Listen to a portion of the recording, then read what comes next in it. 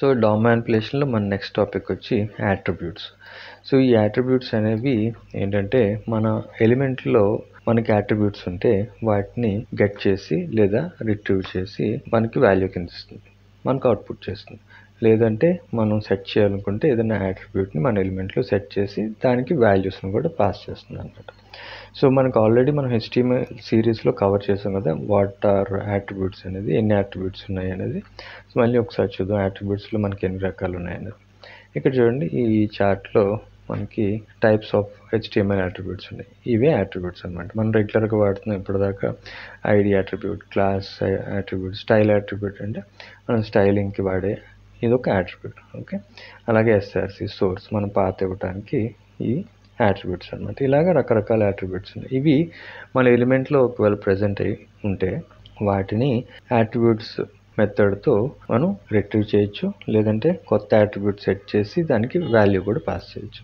వీటిలో కొన్ని యాట్రిబ్యూట్స్ని మన ఎలిమెంట్స్లో యాడ్ చేసి వాటి మీద వర్క్ చేద్దాం. ఇక్కడ హెడర్ అనే ఒక ట్యాగ్ ఉంది కదా, ఈ ట్యాగ్ లోపల నేను కొన్ని యాట్రిబ్యూట్స్ యాడ్ చేస్తాను. ఫర్ ఎగ్జాంపుల్ ఐడితో స్టార్ట్ చేసి ID is equal to header ID అని రాశాను. తర్వాత క్లాస్ తీసుకొని హెడర్ క్లాస్ అని రాశాను.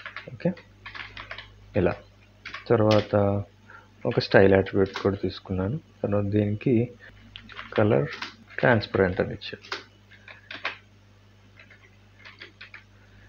ట్రాన్స్పరెంట్. తర్వాత ఇంకొక యాట్రిబ్యూట్ అదేంటంటే హెచ్రెఫ్ అనే ఒకటి తీసుకున్నాను. హెచ్రెఫ్ ఈజ్ ఈక్వల్ టు ఒక స్లాష్ పాస్ చేశాను అంటే జస్ట్ హోమ్. ఓకే, సో ఇప్పుడు మనకు కొన్ని యాట్రిబ్యూట్స్ అనేవి ఫామ్ అయ్యాయి. ఇప్పుడు కాన్సెప్ట్ ఏంటంటే మన ఎలిమెంట్లో ఉన్న అన్ని యాట్రిబ్యూట్స్ని కలెక్ట్ చేయటం అనమాట. ఓకే, సో జావాస్క్రిప్ట్లో మనం ఎలా చేయొచ్చు అనేది ఒకసారి చూద్దాం. ఈ పాత్ కోడ్ కామెంట్ చేసి ఇక్కడ ఫస్ట్ నేను ఒక వేరియబుల్ తీసుకున్నాను, కాన్స్ట్ టార్గెటింగ్ యాట్రిబ్యూట్స్ ATT అని తీసుకున్నాను. ఓకే, దీనికి ఇప్పుడు మనం డాక్యుమెంట్ డాట్ క్వెరీ సెలెక్టర్ తీసుకుందాం. క్వెరీ సెలెక్టర్ తీసుకొని మనం టార్గెట్ చేస్తుంది ట్యాగ్ కదా, సో సింపుల్గా హెడర్ అనేస్తే సరిపోతుంది. ఓకే, సో ఇక్కడ మన ఆర్గ్యుమెంట్లో హెడర్ అని పాస్ చేసాం, హెడర్. ఓకే, తర్వాత దీని ముందు అవుట్పుట్ చేసి చూద్దాం అసలు ఏం రిటర్న్ చేస్తుంది అనేది. ఓకే, దీనికి టార్గెటింగ్ యాట్రిబ్యూట్స్ దీన్ని అవుట్పుట్ చేశాను, కన్సోల్ లాగ్ చేశాను అనమాట. ఇప్పుడు మన సైట్లోకి వెళ్ళి రిఫ్రెష్ చేస్తే చూడండి, హెడర్ తాలూకా మన ఎలిమెంట్ మొత్తం మనకి రిటర్న్ అయింది కదా. ఇప్పుడు మన కాన్సెప్ట్ ఏంటంటే ఈ యాట్రిబ్యూట్స్ ఏవైతే ఉన్నాయో ఇవన్నీ మనకి రిట్రీవ్ అవ్వాలి అవుట్పుట్ కింద. సో దానికోసం నేను జస్ట్ మన యాట్రిబ్యూట్ అని ఈ మెథడ్ తీసుకొని జస్ట్ యాట్రిబ్యూట్స్ అని పాస్ చేశాను. ఇప్పుడు సేవ్ చేసి అవుట్పుట్లో చూద్దాం అసలు ఏం అవుట్పుట్ చేస్తుంది. చూడండి, ఇక్కడ మనకి ఆబ్జెక్ట్ అనేది రిటర్న్ అయింది. ఈ నేమ్డ్ నోడ్ మ్యాప్ అని చెప్పి మనకు ఒక ఆబ్జెక్ట్ రిటర్న్ అయింది. ఈ ఆబ్జెక్ట్లో కొన్ని వాల్యూస్ ఉన్నాయి. సో మనకి ఎప్పుడన్నా సరే మనకు తెలుసు కదా, యారేలో ఉన్న వాల్యూస్ని రిట్రీవ్ చేయాలంటే ఇలా స్క్వేర్ నొటేషన్ వాడుతున్నాం. ఓకే, లేదు అంటే ఆబ్జెక్ట్లో ఉంటే ఇలా డాట్ నొటేషన్ కదా. ఇప్పుడు మనకి ఇక్కడ ఏముంది, ఆబ్జెక్ట్ ఉంది, ఏంటంటే కర్లీ బ్రేసెస్తో స్టార్ట్ అయ్యి కర్లీ బ్రేసెస్తో ఎండ్ అయింది కాబట్టి ఇది ఒక ఆబ్జెక్ట్. కాబట్టి మనం డాట్ నొటేషన్ వాడాలి. సో ఇక్కడ నెక్స్ట్ మనం ఏ యాట్రిబ్యూట్ గెట్ చేయాలనుకుంటున్నాను నేను, ఫర్ ఎగ్జాంపుల్ ఐడిని గెట్ చేయాలనుకుంటున్నాను. సో ఈ ఐడి ఏ ప్లేస్లో ఉంది, 0 ఇండెక్స్లో ఉంది. సింపుల్గా నేను వెళ్ళి ఇక్కడ డాట్, ఎందుకంటే ఆబ్జెక్ట్ కదా, ఇక్కడ డాట్ ఐడి పాస్ చేస్తే ఇక్కడ మనకు అవుట్పుట్లో ఏమొస్తుందో చూద్దాం. రిఫ్రెష్ చేసి చూడండి, ఐడి దాని వాల్యూ కూడా మనకు పాస్ చేసింది. ఓకే, సో ఇప్పుడు దీన్ని నేను వాల్యూ కూడా గెట్ చేయాలనుకుంటున్నాను. ఆల్రెడీ మన ప్రాపర్టీస్లో చూడండి నేమ్ అండ్ వాల్యూ అనేవి కూడా కొన్ని ప్రాపర్టీస్ ఉన్నాయి. సో ఇప్పుడు నేను వాల్యూని గెట్ చేస్తున్నాను. వాల్యూని గెట్ చేయడానికి ఐడి లోపల ఉన్న వాల్యూ ఇలా. ఇప్పుడు రిఫ్రెష్ చేస్తే చూడండి మనకి హెడర్ ఐడి ఇది ఎక్కడి నుంచి వచ్చింది, ఇది మన ఐడికున్న వాల్యూ అనమాట. ఓకే, సో ఇలాగ మనం యాట్రిబ్యూట్స్ని రిట్రీవ్ చేయొచ్చు.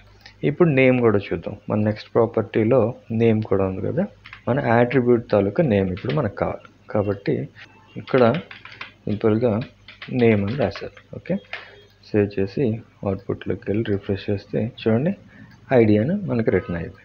ఓకే, ఇది ఏంటి నేమ్ అంటే ఇప్పుడు మన ఐడి ఏంటి, ఇక్కడ మన యాట్రిబ్యూట్స్లో ఏమేమి ఉన్నాయి, ఐడి ఉంది, క్లాస్ ఉంది, స్టైల్ ఉంది, ఇలా అన్నమాట. సో ఇక్కడ నేను ఫర్ ఎగ్జాంపుల్ ఈ యాట్రిబ్యూట్స్లో ఐడి డాట్ నేమ్ అని ఉంది కదా, ఈ ఐడి అని కాకుండా క్లాస్ అని రాశాను అనుకోండి. క్లాస్ అని రాస్తే ఇక్కడ మనకి క్లాస్ వస్తుంది. ఓకే, ఎందుకంటే మనం నేమ్ అనేది రిటర్న్ చేసాం కాబట్టి. ఒకవేళ క్లాస్ లోపల ఉన్న వాల్యూని మనం రిటర్న్ చేసాం అనుకోండి, ఎగ్జాంపుల్ చూడండి, మనకి హెడర్ క్లాస్ అని వచ్చింది. ఈ హెడర్ క్లాస్ అనేది మన క్లాస్ తాలూకా వాల్యూ. చూడండి ఇక్కడ క్లాస్కి వాల్యూ ఏముంది, హెడర్ క్లాస్ ఉంది. అలాగే ఒకవేళ స్టైల్లో కూడా చూద్దాం, స్టైల్ అండ్ హెచ్రెఫ్. ఇక్కడ ఏం చేశానంటే క్లాస్ తీసేసి స్టైల్ రాసి ఈ యాట్రిబ్యూట్ తాలూకా వాల్యూని రిటర్న్ చేయాలంటే కలర్ ట్రాన్స్పరెంట్, ఈ వాల్యూ మనకు రిటర్న్ అయింది. ఇది స్టైల్ నుంచి వచ్చిందనమాట. ఓకే, స్టైల్ యాట్రిబ్యూట్ తాలూకా వాల్యూ ఇది. అలాగే ఇంకొక హెచ్రెఫ్ కూడా చూసేద్దాం. హెచ్రెఫ్